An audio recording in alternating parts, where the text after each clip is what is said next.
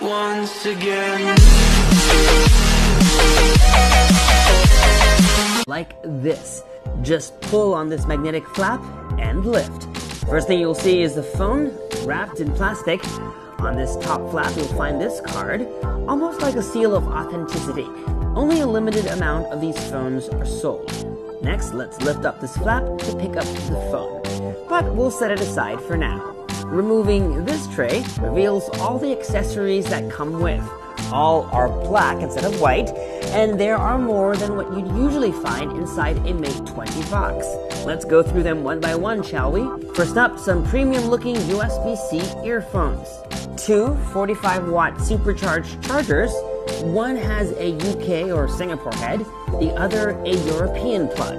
Huawei promises up to a 70% charge in 30 minutes. We're told that the thinking behind this is that the Porsche design user is most likely also a world traveler.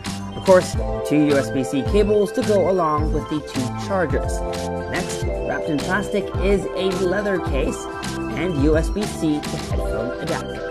And last but not the least is this black box. On its backside, a SIM card ejector tool. Now let's get back to the phone. Unwrap we shall. Nice. This is definitely the phone I'd love to be rocking. In fact, I was secretly hoping for a leather Mate 20 Pro. As I alluded to, instead of just an all-glass build, this phone has genuine leather on both sides of its back, made from sustainably sourced US cowhide, taking about 4 weeks to make. It also comes in red, which they say is popular in China.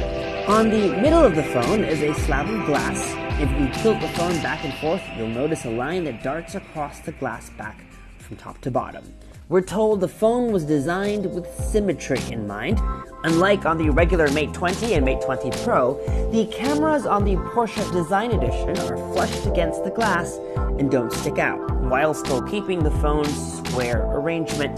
The Porsche Edition is less flashy, but also very elegant. Button and port placements are the same, SIM card slot and USB-C port on the bottom, and IR blaster up top. All the buttons are on the right side, but it does not have that red accent power button that the rest of the Mate 20s have. A fingerprint scanner is also built in underneath the display. Inside, the phone is almost identical to the Mate 20 Pro, but comes with more RAM and more storage. Software-wise, the phone also is rocking the same version of EMUI, with a few other themes that match the Porsche Edition. Like this one, racing lines, available in 2 colors also. These themes change the way the icons look, so if you want to go back to the default, always pick something like this Psychedelic Garden. The Porsche Design Mate 20 RS shares the same cameras as the Mate 20 Pro. A 40-megapixel main shooter, 8-megapixel 3x zoom lens, and a 20-megapixel super wide-angle camera.